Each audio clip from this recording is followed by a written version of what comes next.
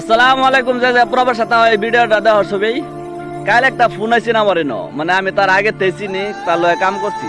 Phone মারারে কইতাছে কয়েকটা কাম আছিন বালা আর তার লগে দুজন আসছেন। এই ফোন হুন্ডা হেরা আর কে হে কামের উদ্দেশ্যে এই দুজনটা ফাড়াইছেন। স্যালারি বেশি লিগে আর কে হে দুইটারে হেন ফাড়াইছেন। ফাড়ানোর পরে অল্প সময় যাওয়ার লগে লগেই ফোন সুইচ অফ, মানে যে ফোন মারা কাম মিলাইছেন তার মোবাইল সুইচ অফ। পরে একদিন পরে আবার ফোন আইছে, আবার পরে কইছে 50,000 টাকা দিলে দুজনে ছাড়বো, নাহলে ছাড়তো না, মানে কিডন্যাপ করা তো বেড়ে গেছে আর কি। আনালে মারালবো, টেহা না দিতে পারলে মারালবো, বুঝছো? চেন্নাই বহুত এরম একজনে বাইল বলতে না হেরা আটকে হেরা পরে টেহাসা কত টাকা লাগবো, 1 লাখ টাকা লাগবো, 50,000 টাকা লাগবো। এলে কইতাছি বিদেশ যে যাচ্ছ একটু চিন্তা ভাবনা করে চলবা, তোমার দিমাগে চলবা। আরেক বেটা দিমাগ লয়ে হেরা এনে কাম করে যেত না।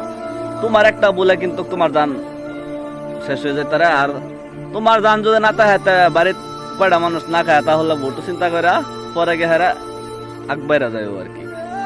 যেন আছো যে কাম বালা সেই কামই করো, কষ্ট আরাম থাক, কাম যেটা বালা সেটাই করো। আর বেশি লোভ ফিরো না, বেশি লোভ হলে কিন্তু কি যেরকম অবদশা। সবাই সতর্কতা হও। আসসালামু আলাইকুম।